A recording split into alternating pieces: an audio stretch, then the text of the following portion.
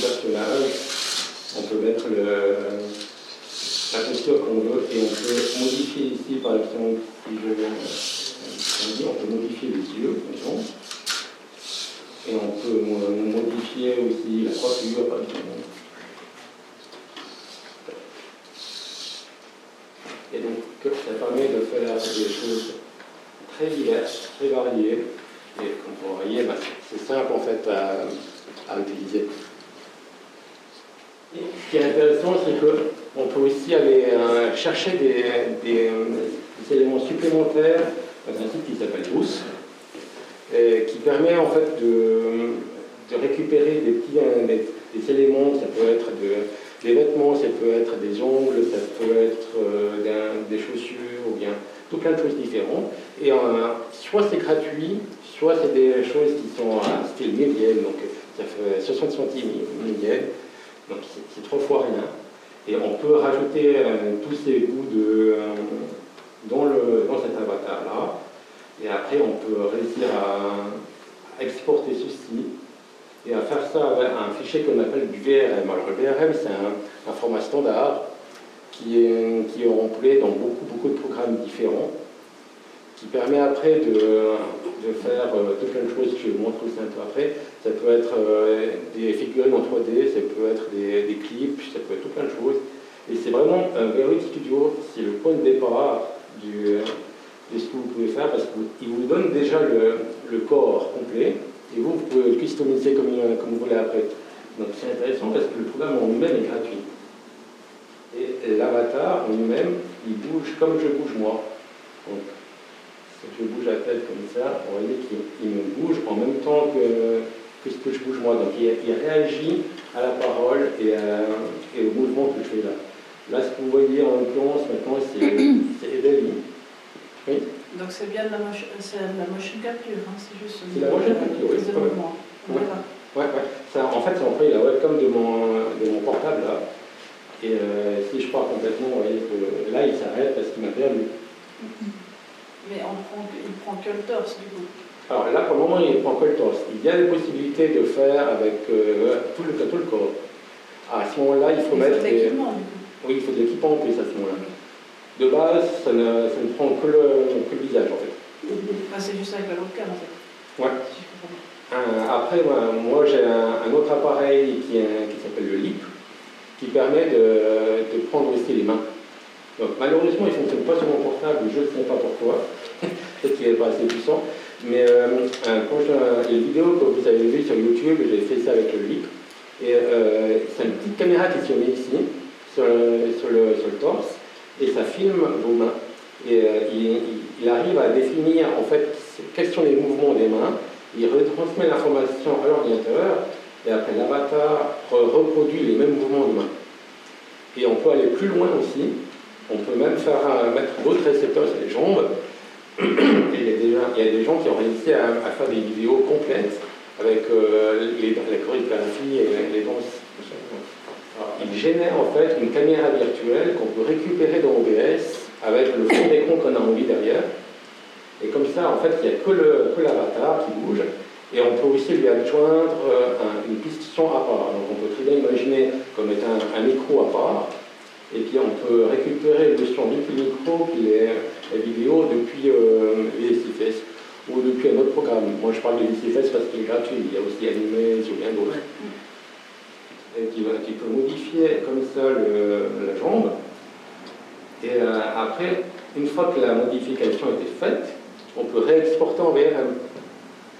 Ou alors, depuis Unity, je peux aussi faire une exploitation en STL. Donc le STL est un fichier pour les imprimantes 3D. Donc, et l'idée, c'est que vous pouvez importer dedans un fichier VRM. Il y a un pont à faire avec. On peut importer le fichier VRM dedans. Et on peut après modifier la position des caméras et les postures des personnages. Alors vous pouvez très bien dire justement qu'il faut qu'elle bouge un bras, qu'elle bouge une jambe et tout ça.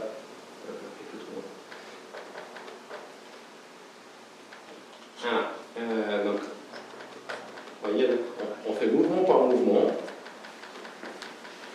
Et le va en fait se débrouiller pour définir qu'est-ce qui s'est passé entre un point 1 et un point B. Donc à un moment donné, vous lui dites d'avoir le bras comme ça, et après vous mettez d'avoir le bras comme ça, il va calculer ce qu'il y a entre les deux points d'opposition des bras. Et il faut faire ça pour tous les moments. Donc ça peut vite devenir compliqué. Vous voyez ici, en fait, tous les mouvements qui ont été intégrés pour ce projet-là. On a mis à disposition des artistes une salle d'exposition virtuelle qui s'accède par le web. Et n'importe qui en fait peut nous contacter pour exposer à l'intérieur de la salle de l'activité. C'est en fait basé sur un NFT qui ça me permet de naviguer dans la salle virtuelle. Et on voit ici par exemple certains artistes qui nous ont confié leurs œuvres pour mettre en exposition là-dessus. Donc l'idée en tant que chaque artiste justement a le lien vers son site ou bien une autre page de son choix. Et ça leur permet justement d'exposer gratuitement sur une salle d'exposition qui est accessible depuis partout en fait. Il suffit de mettre l'adresse, puis vous pouvez accéder depuis n'importe où. Ça se passe comme ça. Ici dedans, il va falloir marquer ce que vous voulez mettre, ce que vous voulez voir dans l'image. Mais en texte directement, du coup. En texte, ouais, et en anglais. Et il faut qu'on voit le français, du coup. Et l'anglais. Et là, il faut marquer ce que vous ne voulez pas voir dans l'image.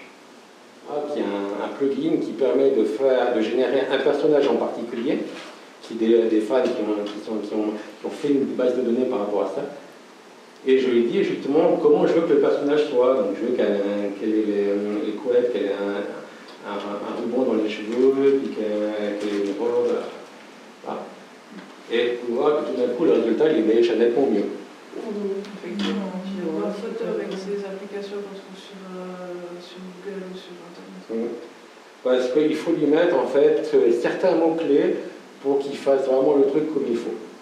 Donc ça, c'est des astuces qu'on peut trouver en cherchant sur Google. Il y a des forums spécialisés. Il y a des gens qui peuvent vous aider à voir justement, savoir comment il faut faire. Puis vous pouvez demander à nous. Nous aussi, on peut vous aider si jamais à faire différentes choses. Mais dès lors qu'on sait employer ça, ça donne des utilisations intéressantes. Par exemple, je vous donne un exemple. On est en train d'écrire un roman, donc avec l'association. Et puis, dans le roman, à un moment donné, il est question d'une grotte qui serait cachée au fin fond d'une montagne.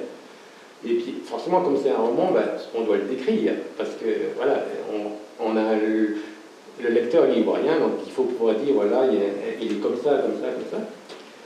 Alors, moi, ce que j'ai fait, j'ai demandé au programme de faire, en fait, des images de grotte dans un système comme ça, et ça nous donne... Donc ça. Donc maintenant que j'ai ça, moi, ça m'aide à dire, tiens, ça c'est pas mal, ça correspond à l'idée que j'ai. Et puis ça me permet après de faire la description littéraire par rapport à ça. Tout ça pour dire que l'IA est plus un assistant qu'un remplaçant. C'est pas quelque chose qui va fournir un travail fini. J'appuie sur un bouton puis c'est fini. Non, non. C'est plus quelque chose qui doit vous aider à faire votre travail, qui peut vous donner justement l'assistance dont vous avez besoin. En tous les cas, pour être clair, quelqu'un qui génère une image complète avec stable diffusion, puis après qui la vend pour dire j'ai fait une image, là je suis contre. On est bien d'accord. Ça c'est vraiment, comme je l'ai dit, c'est un assistant, c'est un truc pour aider. C'est pas non plus un truc pour essayer de se faire de l'argent alors qu'on ne sait pas décider. J'ai imaginé cette image, elle a été compulsée par tel programme. Plutôt. Ouais.